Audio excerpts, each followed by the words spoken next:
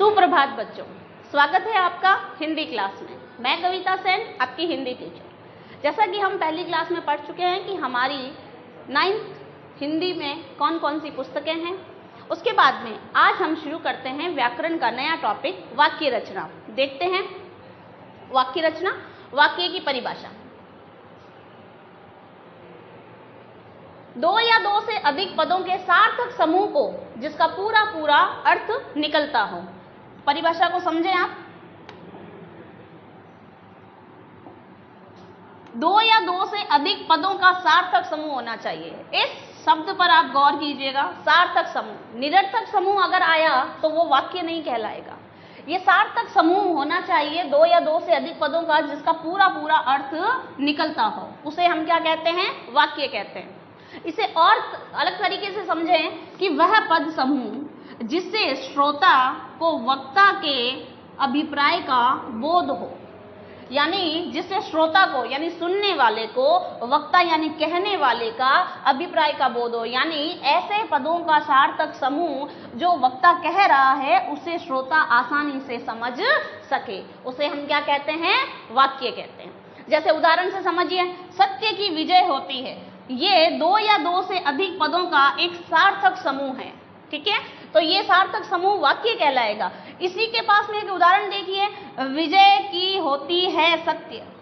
पद इसमें भी है, दो या दो से अधिक पद इसमें भी हैं, लेकिन ये पदों का सार्थक समूह नहीं है, इसलिए ये वाक्य नहीं कहलाएगा। क्लियर? तो दो या दो से अधिक पदों के सार्थक समूह को हम वाक्य कहते हैं जिसका अर्थ पूरा निकले, ऐसा वाक्य जिसे वक्ता द्वारा जो कहा गया वाक्य है वो श्रोता द्वारा समझ में आए, ठीक है? अगला देखते हैं हम। अब एक शब्द आया है हमारे सामने, वाक्यांश।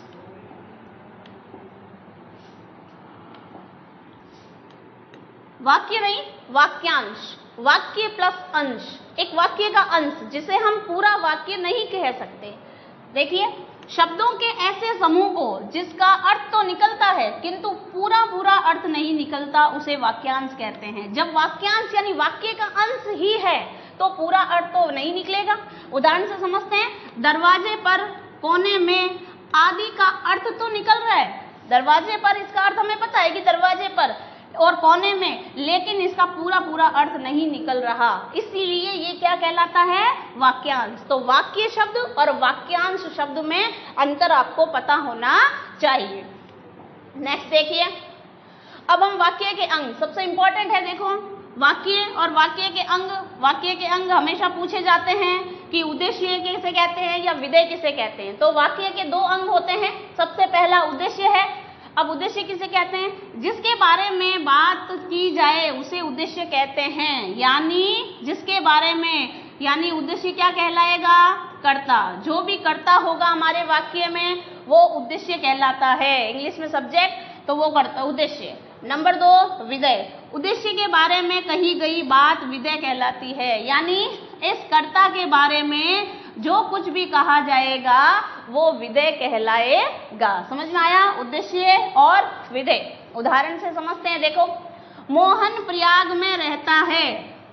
अब इसमें कर्ता, हमने कहा था सब्जेक्ट जो होता है वो उद्देश्य होता है, तो मोहन प्रयाग में रहता है। इस वाक्य में कहने वाला कौन है? मोहन।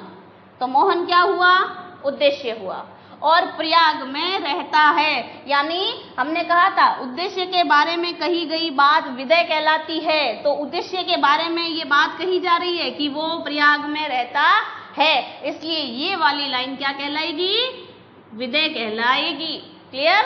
तो यहाँ उद्देश्य किसे कहते हैं, विधेय किसे कहते हैं, ये बात आपको क्लियर होनी चाहिए। चलिए नेक्स्ट पढ़ते हैं आगे। अब हम देखते हैं वाक्य के भेद। अब वाक्य के भेद देखिए। पहला, अर्थ के आधार पर वाक्य के भेद और रचना के आधार पर वाक्य के भेद। दो प्रकार के भेद हैं, अर्थ के आधार पर और रचना के आधार पर। अब सबसे पहले हम देखते हैं अर्थ के आधार पर भेद। यस, देखिए आगे। अर्थ के आधार पर वाक्य 8 प्रकार के होते हैं। 8 प्रकारों का नाम देखते हैं हम। पहला, विधानवाचक वाक्य। नंबर 2, निषेधवाचक वाक्य। नंबर 3, प्रश्नवाचक वाक्य। नंबर 4, विस्मयादि बोधक वाक्य। नंबर 5 आज्ञावाचक वाक्य, नंबर 6 इच्छावाचक, नंबर 7 संकेतवाचक वाक्य, नंबर 8 संदेहवाचक वाक्य। तो ये जो है 8 प्रकार हमें नाम के अकॉर्डिंग इनकी परिभाषा है। आज इस क्लास में इतना ही।